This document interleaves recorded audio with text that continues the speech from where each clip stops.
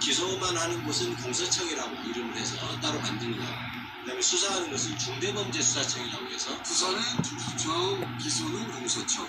왜 공소청이냐? 기소란 말은 아는데 우리가 공소는 낯설 수 있잖아요. 원래 이제 형사 사건 수사하다가 재판에 붙이는 걸 기소라고 하는데 우리나라는 이 기소에는 공소밖에 없어요. 근데 독일 같은 경우는 사소도 있어요. 명예훼손이나 이런 것들은 사인이 그냥 형사재판에 상대방을 붙여요. 얘가 내 명예를 훼손했어요. 사소도 있어요. 우리나라는 다 공공기관이 하는 기소밖에 없어서 그렇게 말씀드리겠고, 중대범죄수사청이라고 왜 부르냐면 현재 검찰이 담당하는 수사는 중대범죄들입니다. 문재인 정부 시절에 나눠놨어요. 중대수사 몇 가지만 검찰이 하라고. 근데 윤석열이 들어오면서 한동훈 법무장관 시절에 이걸 다 하는 걸로 바꿔버렸어요.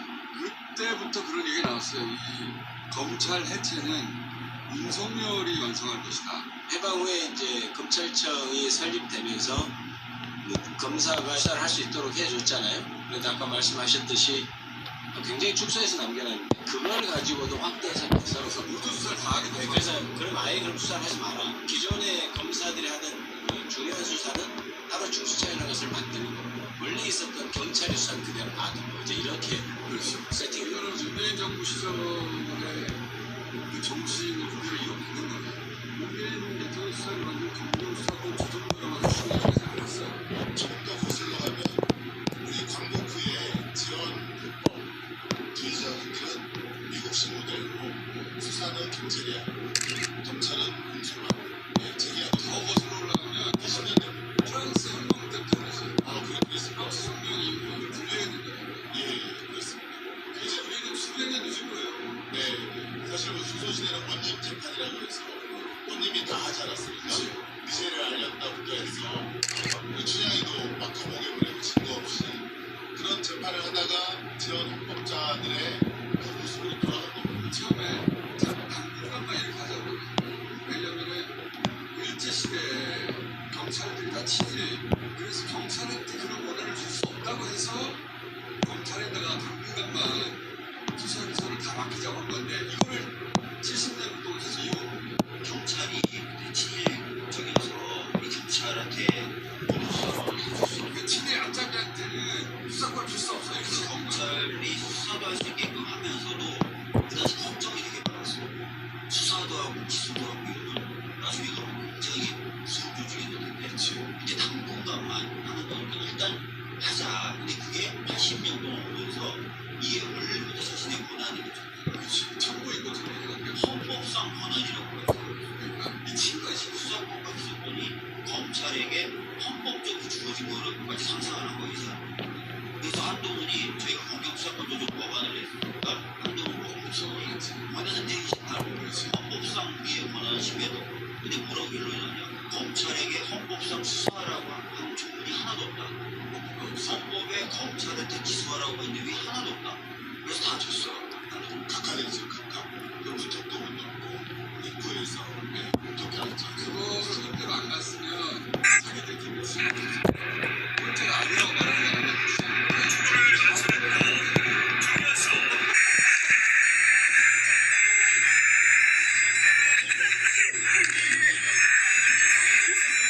(84조가) 있는데 5만 24조 끌어들여서 68조가 거짓말했다고 도망친다니 아니 저는 한국 실력이 부족합니다. 한국 전 대표가 이어서 안 그래요. 그 얼굴이 욕하고 보시다. 나 그거 보고 이거 이렇게 보여야 되겠다.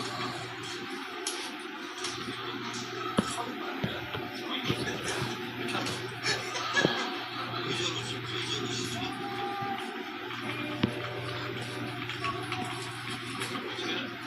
재밌으라고 하는 게 아니라 진지하게 하는 거 좀 보세요.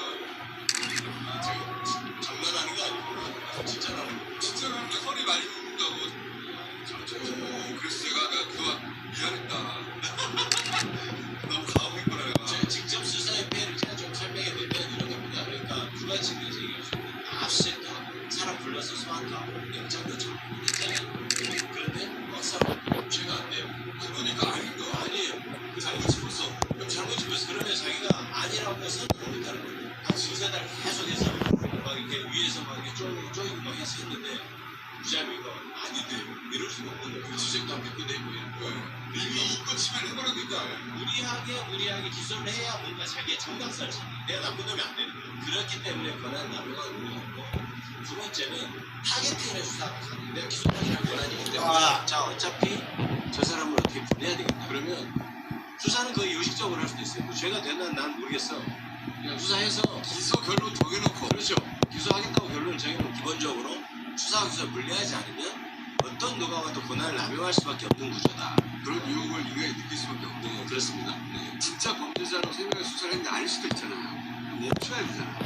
근데 그러면 자기 면이 상하잖아. 맞습니다. 대부분의 나라도 그래서 검사들이 아예 제도적으로 수사권이 없는지요. 제도적으로 수사권이 있다 하더라도 실질적으로 수사 인력을 배치 안 하는 방식으로 해서 그렇지. 수사를 안 해요. 기소 단계에서 오히려 수사를 한번 스크리닝, 그동안 인권 침해가 없었는지, 진짜 기소될 만한 사건인지, 그걸 한번 스크린하는 것을 주된 임무로 합니다. 대부분 선진국들의 검찰은. 미국 경찰 드라마 경찰이 하잖아요. 검사한테 그 기소해달라. 자기들 수사한 것도 기소해달라고 하면 검사가 아니 이걸 구속하자고 정보가 없잖아요. 그런 장면 자주 나와요. 수사를 한 사람들 경찰이 자스야, 당신 수사를 구속한데 검찰 해달라고 그러냐. 그렇게 스크린을 하고 인권에 그래서 그 수호자 서로 주겠대요. 근데 지금은 검사들이 가장 위험한 존재예요. 저것처럼 딱 정해놓고 죽을 때까지 하는 거 아니냐. 물론 정해놓고 죽을 때까지 한다. 그 죽을 때까지 했는데 안 죽은 게 이재명. 진짜 죽이려고 했거든요. 눈병명을 보여주고 계속 죽다고 계속 3년 내내 죽이려고 하는데 못 죽였어요. 이재명 대통령에 대해서는 2010년도 성남시장 그때부터 계속 경기 경찰청 관할이지 않습니까? 이재명 측근 미리 한 개라도 잡으면 일개 옥진시켜주겠다. 경찰도 그렇고 경찰에도 그렇고 맨날 그 주변 털고 수사하고 이재명 대통령께서 자기는 그 어항에 있는 붕어처럼 나를 들여다보고 있는 것으로 생각하는 공직을 수행하나 이런 말씀을 남기지 않았습니까? 성남시장에서 10년 전을 갖다 계속 박수를 진짜 많이 하셨어요. 성남시청 어머니죠. 이재명 대통령이 그 이전에 이제 화장대 때문에 성남시장 되자마자 모라토리움 우리 화산 이야기가 서론해가지고 문제가 되게 됐는데 그때 이벤트 같은 거였는데 제가 처음 이런 거 하고 주목하게 된 것은 국정원 댓글팀이 하는데 기초단체 사기였는데 이재명 성남시장이라는 정치 신인을 그때 국정원 대표팀이 타겟팅을 하는 거면서 우리 서로 타겟팅 같이 국정원이 최고라. 그게 아마 시민단체 이제 강청이나 그 이전에 성남시장들이 이권 때문에 다 감아가지고 수원 지검에서 교육했잖아요. 수원도 직원에 처음부터 예, 신인 시절부터 네, 많이 달랐어요. 그렇습니다. 이재명 대통령께서 성남시장 때 박근혜랑 좀 싸우셨어요. 많이 싸웠어요. 그래서 박근혜 그 청와대에서 이재명 잡아라 오다가 내려온 거 같고 국정원 얘기를 하시더라고요. 저는 이재명 그 대통령이 처음 알고 게 광화문에서 수업했었어요. 2019년 네, 그 지방 재정에 대해서 박근혜 정부가 내려보내니까 갑자기 정치를 막안 내려오고 광화문에서 그때 생각보다 좀 너무 무서울 때 그 이후로는 그때 처음 인사를 줬는데 그런 것들이 아마 정권의 문제들은 가시처럼 그렇죠. 대통령한테 직접 들이받는 거 유일한 지자체장이었어요. 기초단체장이란 말이지.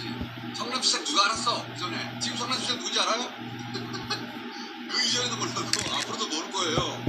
근데 이재명 성남시장은 그걸로 유명했어요. 그리고 세월호 관련돼서도 제일 먼저 그 세월호 깃발을 시청 앞에 거셨고 제일 마지막에 내리셨어요. 그리고 저를 여러 번 부르셨어요. 의원들 상대로 세월호 관련된 강의를 하고 그때는 그 세월호 변호사 국정원 얘기하시니까 수사 기능하고 정보 수집 기능을 같이 갖고 있는 기구는 거의 우리나라 국정원 유일한 김종필 씨가 중앙정보부 설계한 그는 김종필이라고 아세요 혹시? 그 정도는 아는 나이들이야 다. 하도 옛날 사람 돼가지고 그 사람이 회고록 보면은 똑같은 얘기를 해요. 수사권을 이 정보기관에 주면은 굉장히 위험하고, 그런데 어쩔 수 없이 당분간만 수사권을 주자. 나중에 몇 년 지나서 수사권 떼내자. 이 얘기를 그 회고록에 써놔.